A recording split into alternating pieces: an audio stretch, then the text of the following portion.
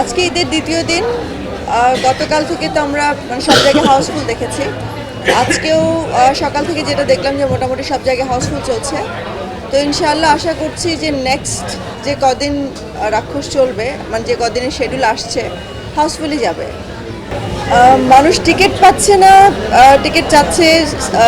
সিনেপ্লেক্সও তারা চেষ্টা করছে যে শোজ বাড়িয়ে দেওয়ার জন্য, এবং তারা সহযোগিতা করছে, এবং তারা বলেছে তারা সহযোগিতা করবে যতটুকু সম্ভব তারা শো বাড়িয়ে দেওয়ার জন্য। এখন বাকিটা তো দর্শকের উপর, দর্শকের চাহিদার উপরে হয়তো বা কম বাড়বে না বেশি বাড়বে, সেটা পুরোটাই অডিয়েন্সের উপর ডিপেন্ড করছে। ক্লোজ আপে এখন আছে জিঙ্ক ফ্রেশ টেকনোলজি, যা জীবাণুর সাথে লড়াই করে দেয় সতেজ নিঃশ্বাস 18 ঘন্টা পর্যন্ত।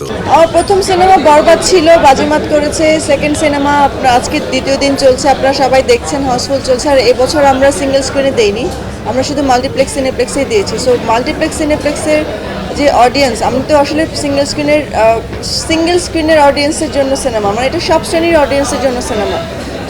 সো যেহেতু এখানে আমি হাউসফুল পাচ্ছি, সো আমার কাছে মনে হয় যে বরবাদকে ছাড়িয়ে যেতে পারবে কিনা এখন পর্যন্ত জানতে পারছি না বা বলতে পারবো না, বাট ডেফিনেটলি আশা করব যেন বরবাদকে ছাড়িয়ে যেতে পারে, কারণ একটা চেয়ে তার একটা যেন ভালো হয়, সেটাই তো আমাদের সবসময় প্রচেষ্টা থাকে। সিনেপ্লেক্সে শুধু শাকিব খানের সিনেমা প্রিন্স আসেনি, এখন পর্যন্ত আসেনি, বাট আসছে। কিছু টেকনিক্যাল প্রবলেমের কারণে হয়তো আসতে পারছে না, বাট ডেফিনেটলি প্রিন্সও আসবে। সিঙ্গেল স্ক্রিনে তো চলছে, ইনশাআল্লাহ ভালোই করবে। আর এই সময়তে আমরা রাক্ষস চলছে, এবং রাক্ষসের দর্শক একদমই ডিফারেন্ট। শাকিব খানের দর্শক তো মানে পুরো বাংলাদেশে শাকিবিয়ান্স থেকে শুরু করে সবাই শাকিব খানের দর্শক। তো সেই হিসেবে আমাদের হয়তো বা দর্শকের কোটাটা একটু ছোট হতেই পারে, যেহেতু সিয়াম এখন পর্যন্ত এখনও নিজেকে তৈরি করছে, এখনও নতুন আমাদের সবার কাছে। বাট ডেফিনেটলি আমি বলবো যে যদি সিনেমার মান ভালো হয়, আমাদের নির্মাণ যদি ভালো হয়, তাহলে দর্শক তো ডেফিনেটলি দেখবে। আসলে গল্পটা যখন আমরা শুরু করি তখন থেকেই তো আমরা মানে একজনকে ভেবেই গল্পটা সামনে এগোচ্ছিল।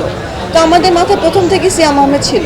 সো আমার মনে হয় যে যেহেতু আমরা তাণ্ডবে সিয়াম আহমেদকে দেখেছিলাম, সো সেই থেকেই মাথায় ছিল যে সিয়াম আহমেদ এই ক্যারেক্টারটা পুল করতে পারবে।